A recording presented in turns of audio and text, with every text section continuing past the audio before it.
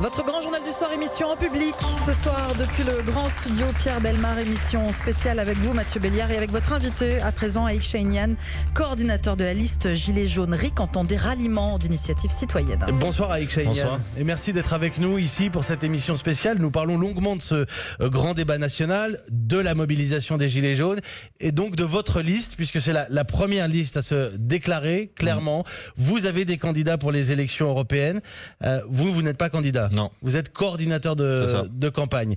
Ingrid Levavasseur, que l'on avait d'ailleurs reçu, est la tête de liste de ce mouvement. Vous êtes un parti, un mouvement d'ailleurs Un mouvement citoyen, oui.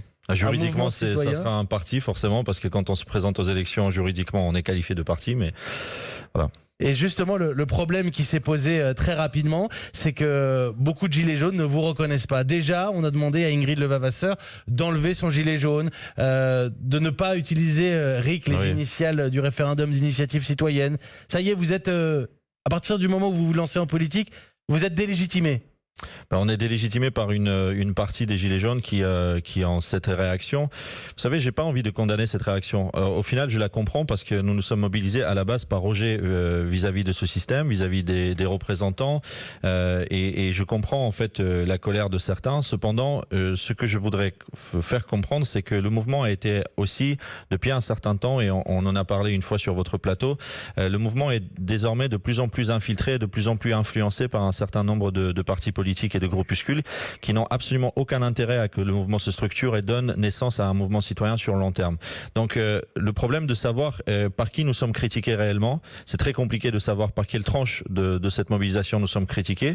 Et puis il y a une autre chose qui est vraiment la question de fond, c'est-à-dire que ça fait 2 mois que nous sommes mobilisés sur le terrain. Ingrid fait partie des personnes qui ont été mobilisées depuis le premier jour, comme vous le savez, sur le terrain. Elle a sacrifié énormément de choses.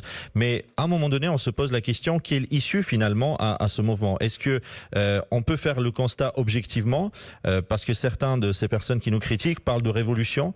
Moi, je les invite à se poser vraiment la question, est-ce que la France aujourd'hui et le peuple français est prêt à une révolution? Là, il y a clairement une rupture entre les Gilets jaunes, ceux qui veulent intégrer le champ politique classique et ceux qui souhaitent continuer à manifester. Oui. En parlant de révolution donc? Oui, parce que vous savez, moi je pense que ceux qui parlent aujourd'hui de la révolution sont enfermés dans un piège, parce que quand on est sur les réseaux sociaux et quand on reçoit toute la journée des notifications, on voit le fil d'actualité, etc., on a l'impression qu'il y a une révolution, que tous les Français sont dans un esprit révolutionnaire. Il se trouve qu'il faut sortir dans la rue et se rendre compte que ce n'est pas le cas. Donc il y a 2 solutions. Soit on continue le jusqu'au boutisme en ne voulant pas en fait investir ce champ politique et finalement montrer qu'on peut faire les choses différemment. Et si vous me permettrez, je développerai quelle est l'originalité de notre démarche.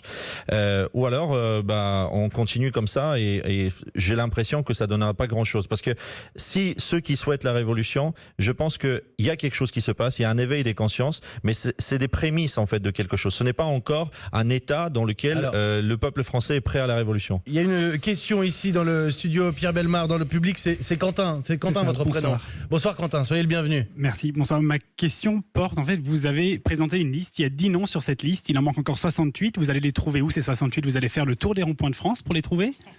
Non, pas du tout. En fait, on a lancé donc un site internet qui va être plus médiatisé à partir de lundi. Et l'idée, c'est d'ouvrir en fait à tous les citoyens français la possibilité de candidater. En réalité, on a déjà reçu pas mal de candidatures à travers les réseaux sociaux autres, donc c'est assez sérieux. Il y a casier judiciaire vierge, un engagement sur honneur sur différentes choses. Bref, un dossier assez costaud.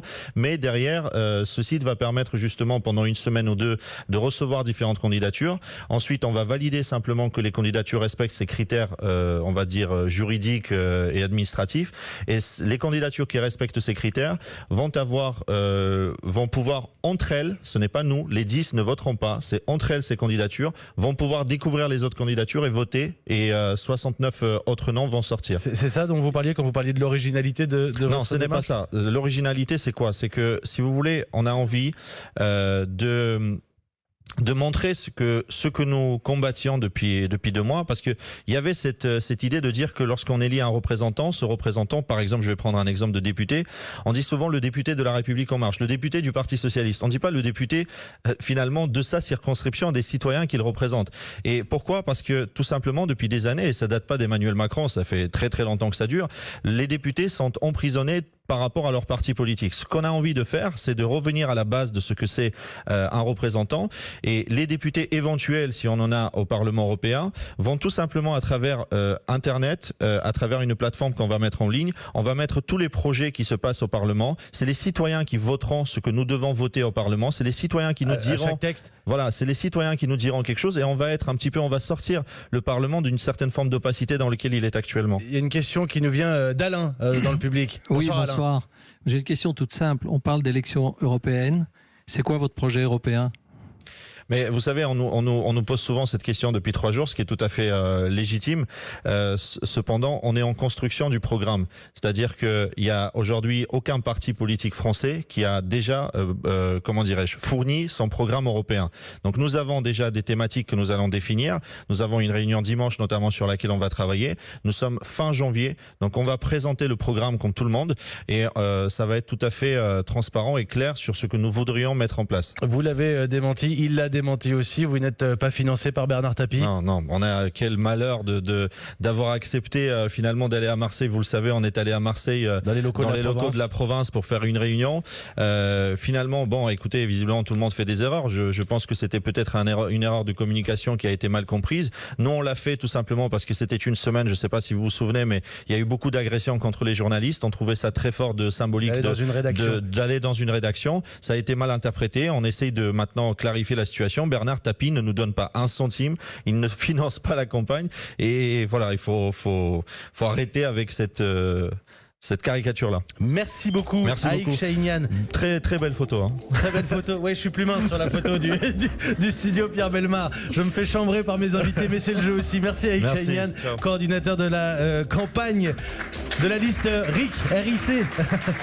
Première liste Gilets jaunes déclarée pour les élections européennes. Et bravo pour vos questions qui sont parfaitement pertinentes. Voilà, c'est ça ce jeu. Et je suis ravi de savoir que vous pourrez poser des questions à mes invités qui arriveront par la suite dans ce grand journal du soir, 18h18.